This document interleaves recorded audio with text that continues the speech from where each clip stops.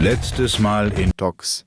Wir sind in der Stadt angekommen und haben Sachen gemacht und es gab Bing Chiling. Bing Chiling. Und ach, guck den letzten Part doch einfach selbst. Es ist jetzt jedenfalls nachts, wir sind draußen vor der Gilde und Laura meint plötzlich: Zeit für ein Duell. Reen schlägt vor, dass wir dafür wieder in den Park gehen, weil da nicht so viele Leute sind. Und Machias sagt die ganze Zeit nur: Das können wir doch nicht machen. Halt die Klappe, Machias. Niemand mag dich. Alright, Fee. Here are my conditions. If I win this duel, I want you to tell me about your past. Your personal history. At first, there was something about your strength that I couldn't bring myself to accept. From the moment we first met, I could tell you were holding back. And considering your build, your combat proficiency is extraordinary. It's simply too far removed from what I've come to know through following the way of the sword. No doubt. Really? Yeah, all things considered, Fee's strength is totally improbable for someone her size. To add to that, you were once part of a Jaeger Corps. I can't say I've ever thought of the Jaegers in a particularly favorable light. If one defines knighthood as the way of the virtuous, how can the path of the Jaeger be seen as anything but corrupt? I came to believe that because we'd been raised with such strongly opposing values, I could not accept you. However, I was mistaken. After hearing Elliot's story, I asked myself again why it was that I felt such resistance to fighting alongside you. I tried to ascertain my own feelings, slowly and carefully. And that was when I finally realized, during all these months we spent together, I've known deep down that you were worthy of my trust. Our values had nothing to do with that judgment. It came from my heart alone. But in my stubbornness, I refused to acknowledge that one simple truth. In my heart, I had already deemed you worthy of trust. Yet in my mind, I still couldn't see past our incompatibilities. I suspect that contradiction was what prevented us from using our Arcus to fight as one. So, that's how it was. Did you know about this? Yeah, I noticed during our fight with that monster earlier. You weren't the only one who thought we couldn't get along. You live your life so honestly. I guess somewhere along the way I'd given up on you ever accepting me. I see. Still, what does this have to do with wanting to know about my past? Why do you want to know?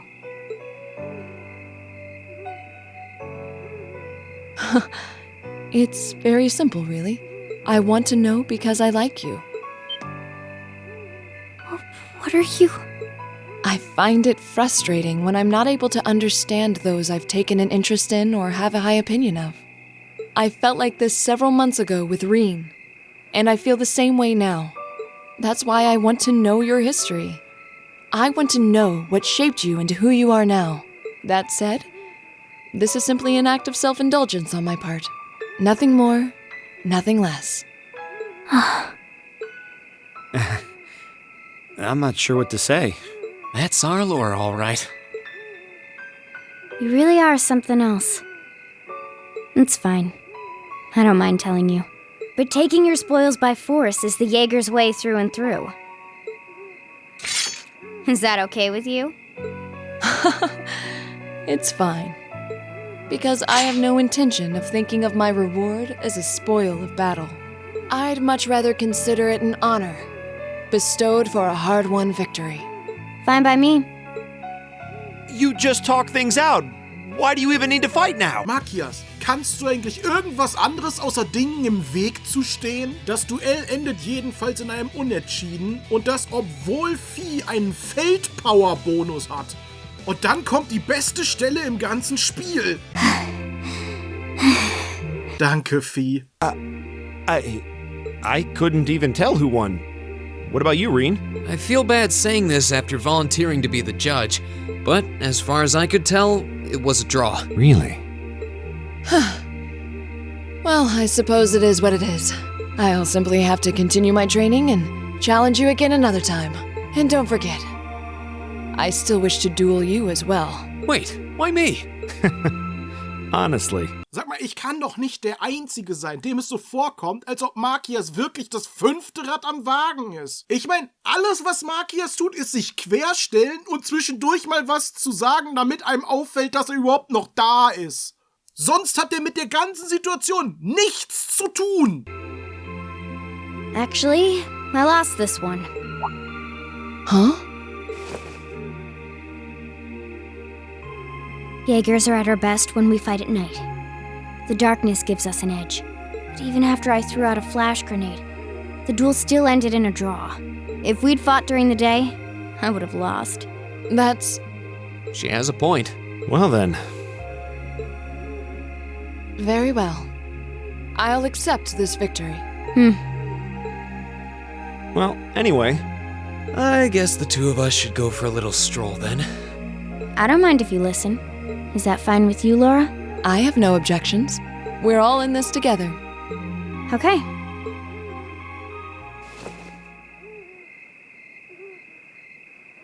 I used to be part of a Jaeger corps called Zephyr. Before that, my earliest memories are of explosions and battlefields. I found myself wandering in a war-torn hotspot on the outskirts of some country I never even knew the name of. Jaeger corps threw themselves into battle for the highest bidder day after day, while I wandered alone. The man who eventually took me in called himself the Jaeger King. He was the leader of Zephyr, a pretty famous Jaeger corps. He was middle-aged, crafty, stubborn, and lucky. He always seemed so carefree, but he never let his guard down. To me, though, he was the closest thing to a father I've ever had. The other members of Zephyr had their quirks, but they were all nice to me. As time went on, I started helping with the cleaning, the cooking, the packing. During my free time, they started teaching me all kinds of skills I'd need to survive on the battlefield. One thing led to another, and I ended up fighting in my first real battle. I was 10, I think. The boss was reluctant, but after the others persuaded him, he made me a full-fledged member of the group. For the next few years, we lived and fought together. I even picked up a nickname like some career Jaegers do. Sylphide. We roamed all across the continent together. There were hard times. Times when we thought we might not live through the night, but we always did. Together. Until last year, when our boss died. It was a clash with another Jaeger corps, the Red Constellation. People used to say they were the only other Jaeger corps in West Zemuria who could match us. Their leader, a guy they called the War God, had been on bad terms with our boss for years. Eventually, the War God and the Jaeger King decided to settle things with one big duel. They kept going for 3 days and 3 nights. In the end, they both fell. After that, the Zephyr I'd grown up with disbanded. All the members who were left just kind of scattered. I don't know where they went. Then, just like that, I was alone again.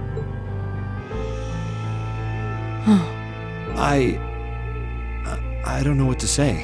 After that, you ended up coming to the academy? Yep. Just when I was wondering what I'd do next, Sarah showed up. She said she'd been following the situation between Zephyr and the Red Constellation. That's how we first met.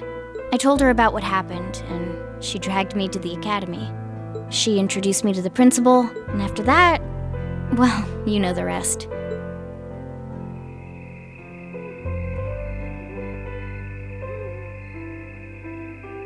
That's quite a history. Listening to you tell your story really brings into focus how limited my view of the world has been. But I feel like I finally know you. There's still so much more I want to learn, of course, but at least this gives me a base to build on. How about it? Care to mix things up a little? Oh. Let's do it.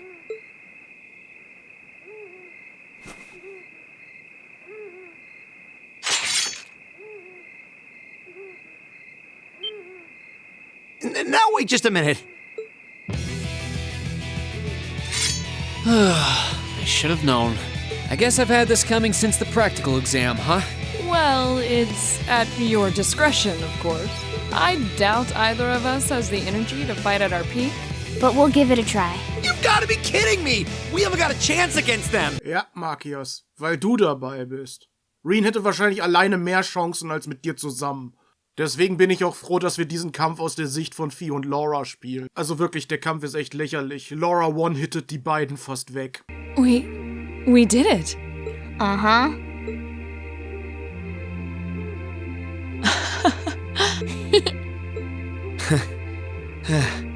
You two.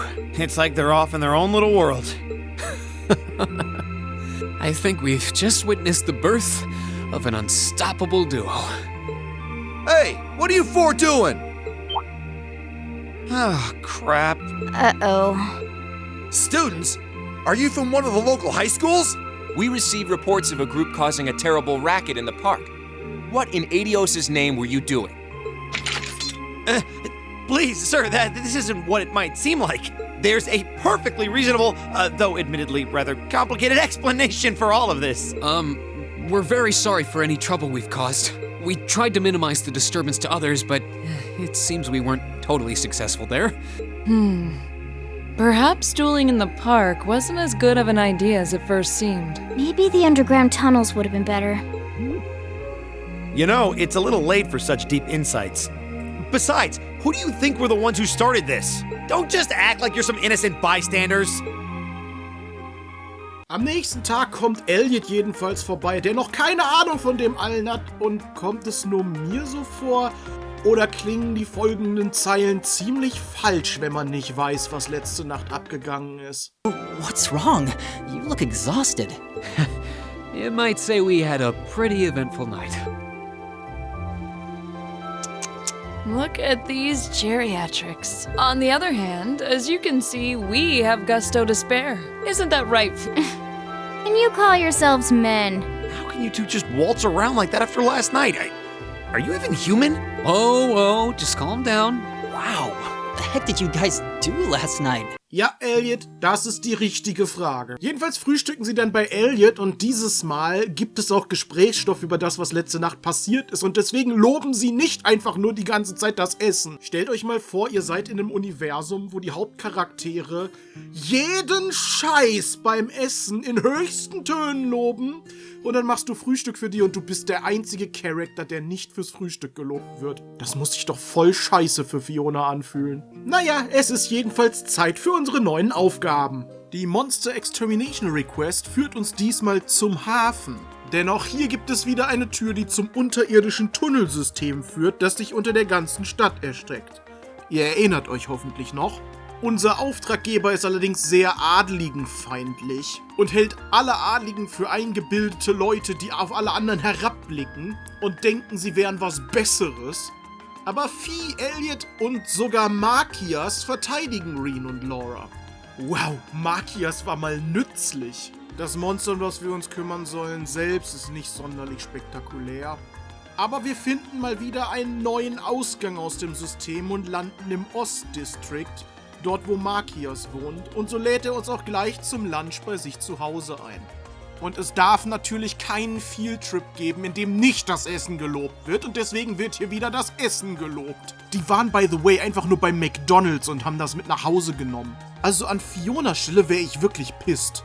Was auffällt, ist, dass, obwohl Machias Vater ja so eine hochgestellte Person ist, das Haus doch ziemlich klein ist.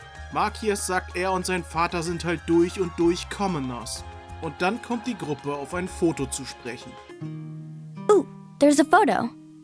Oh, that.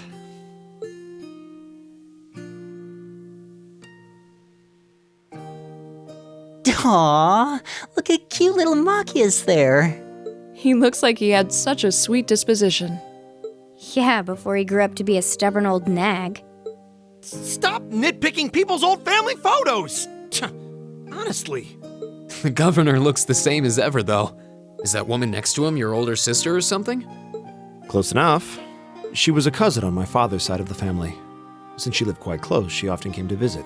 Our family was just my father and I, so having her around was a big help. The way you speak about her seems to imply you no longer see her. Did she get married and move away? She died around 6 years ago. Oh. I see. And that has something to do with why you hate the nobility, right? So... I never really planned on telling anyone about this, but considering all we've been through, I suppose it's time I told you a little more about me. It's a long story, but would you hear me out? Of course. Absolutely. Glad to. Thanks. Sis was 9 years my senior. Beautiful, kind. To me, she was in every sense the ideal woman. Now, as I said earlier, we're a family of commoners through and through, but my father proved to be a very capable government official, and eventually he was promoted to an important government position where he started to make a name for himself. Honesty and integrity are a core part of his work ethic, so of course he made his fair share of enemies. But after seeing success in a number of major projects, he gained a reputation both inside and outside the government. My mother died when I was still young, but Sis happened to live around here and ended up helping us in more ways than I can count. Since she was his niece, my father always made a fuss over her. And even though she didn't live in the same house, she was like a real sister to me. And I was always so proud of her. As a child, she was practically my idol. And as you'd expect, she had countless admirers among the men of the city.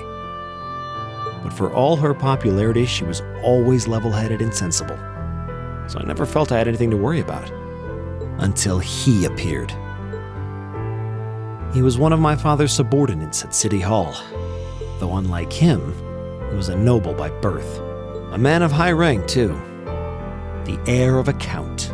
However, he had none of the arrogance or haughtiness one usually associates with the nobility. When I met him myself, he came across as an honest and loyal man. He met Sis when Dad introduced him to her one day, and eventually the two of them fell in love and began a relationship, despite the difference in their social status. As a child, I was frustrated beyond words, but even I had to admit that the two of them made a good couple. And Sis seemed so happy when she was with him that I had no choice but to let it go and accept their relationship. Time went on and they became engaged, with Dad acting as the go-between. And that's when everything started to fall apart. His family couldn't have been more blatant in their attempts to undermine the relationship.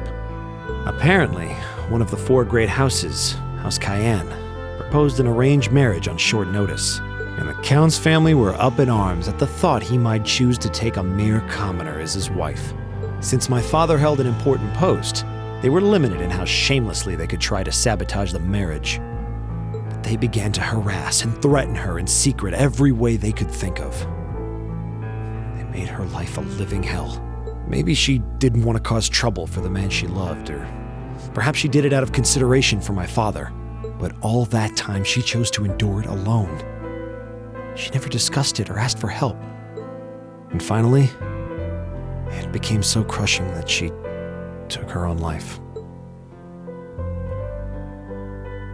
It was only afterward that my father and I learned what had really happened. It seems that at the very last, he had chosen to betray her love for him. "But I told her," he said. "I told her I'd treasure her as my mistress instead if she'd just accept that we couldn't be married. I just don't understand it. Why would she take her own life?"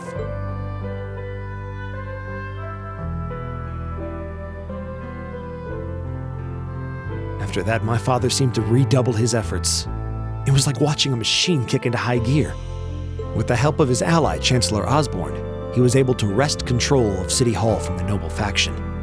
Then, 4 years ago, he was appointed to his current position as governor of Heimdallr. And that's how the Regnitz family came to be where it is. I don't even know what to say. So that's why you started hating nobles? Yeah. I was so furious at Sis's death. My hatred needed to be directed at someone. Anyone. First I blamed her fiancé, then his family, then the family of the Duke who tried to intervene. In the end, I just hated the nobility as a whole. the people, their culture, the entire idea of social classes. I desperately wanted the strength to win against them, to show how right I was, how wrong they were. But deep down, I knew the truth about my hate. I knew I was taking out my anger on people who didn't deserve it. People who had done nothing wrong. You did? They may be from different social classes, but people are still individuals. Sis's fiancé was faithful to her. He just wasn't strong enough to shield her from all that ugliness, despite his love. And the Count and his family were only acting in their best interests, which is to be expected, really. Ultimately, I've had to acknowledge that not all commoners are good people, and not all nobles are unworthy of respect. Eustace might not have done much to change my opinion, but getting to know you two showed me that there are nobles who live up to that name. Machias. I have no idea how my father feels about all of this, but this is how I've come to feel. I see. You have my thanks. I'm glad you felt you could talk to us about it.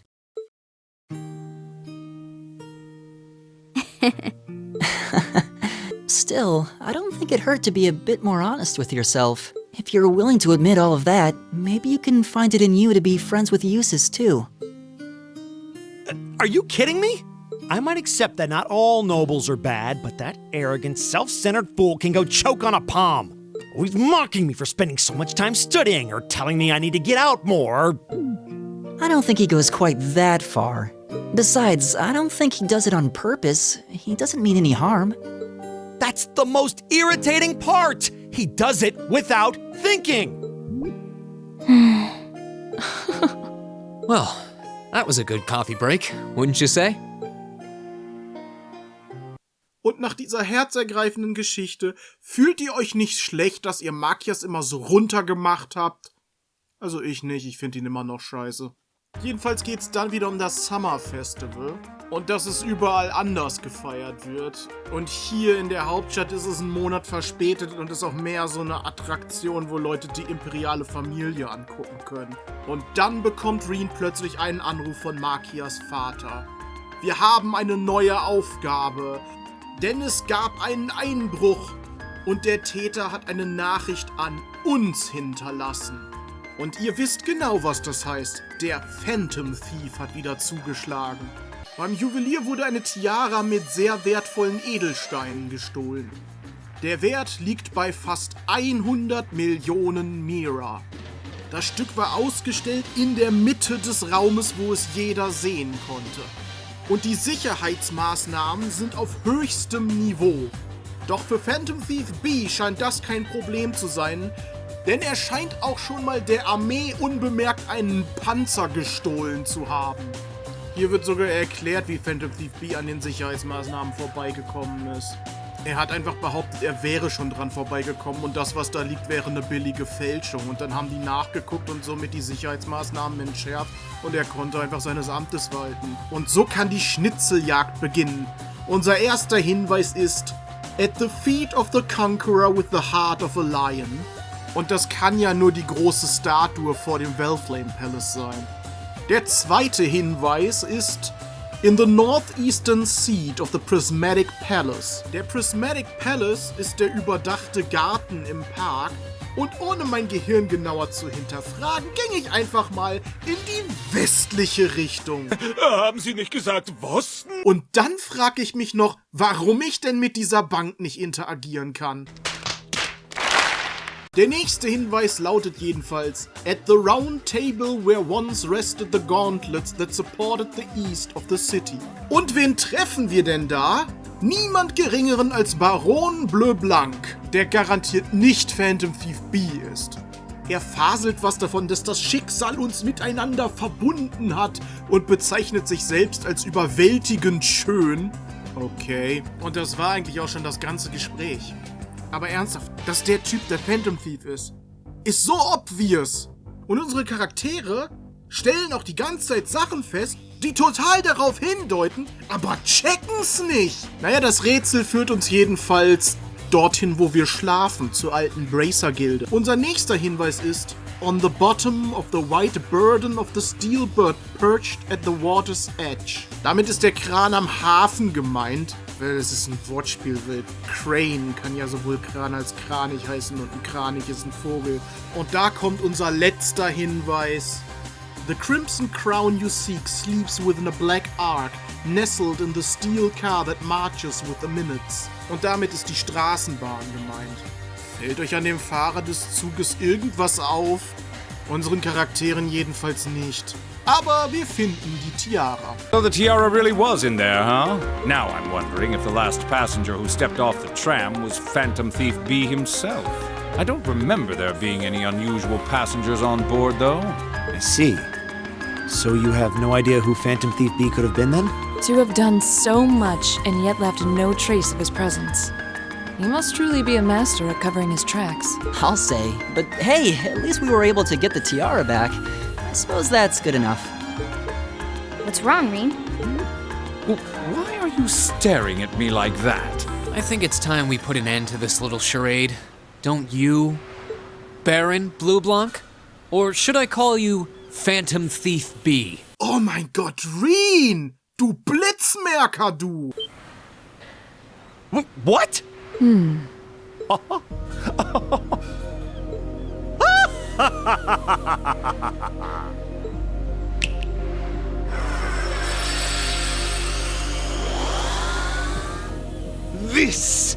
This savory taste is why the unripe fruit is the most delectable of all. Wait, aren't you the Baron we met earlier? But that mask... That's the mask of Phantom Thief B. Allow me to introduce myself once again. I am Phantom Thief Blue Blanc, otherwise known simply as Phantom Thief B. Baron Blue Blanc is but one of the many roles I have assumed during my pursuits. Incidentally, might I ask when you first discovered my true identity? It didn't really take much discovering. You went out of your way to show up in the Crystal Garden after all. Now, maybe it's just me, but I find it hard to believe you were seriously trying to hide your identity to begin with. Your disguises, nothing short of perfect, I have to admit. But with all the work you've put into this, I suspected you might come check on us near the end of your little game. Ha ha! I see. Excellent deductive reasoning. Simply splendid. But why would you do something like this? Why go to all the trouble? Ah, does that interest you? Must there be a motive? Nah. Now that we know your identity, there's nothing more to discuss. Theft is a crime. Indeed. A crime we will not allow to go unpunished. Ah, what spirited youths you are! What? How did he do that? Just a little trick I like to keep up my sleeve. Regardless, you have provided me with plenty of sport and more than enough entertainment for one day. I'll be watching your future achievements with keen interest. Ladies and gentlemen, until we meet again, I bid you adieu.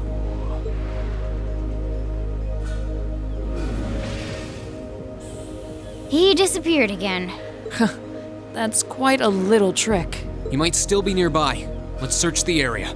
Ist uns entkommen. Aber die Tiara ist zurück dorthin, wo sie hingehört und so ist alles gut. Draußen bekommt Reen dann einen Anruf von Sarah, die erstmal wieder mit ihm flirtet. Und Sarah möchte, dass wir zur St. Astrias Girls School gehen. Also die Schule, auf die Reens Schwester geht. Und die andere Gruppe wird auch da sein. Und an der Stelle ist mir klar geworden, ich habe unterschätzt, wie lang dieses Kapitel ist.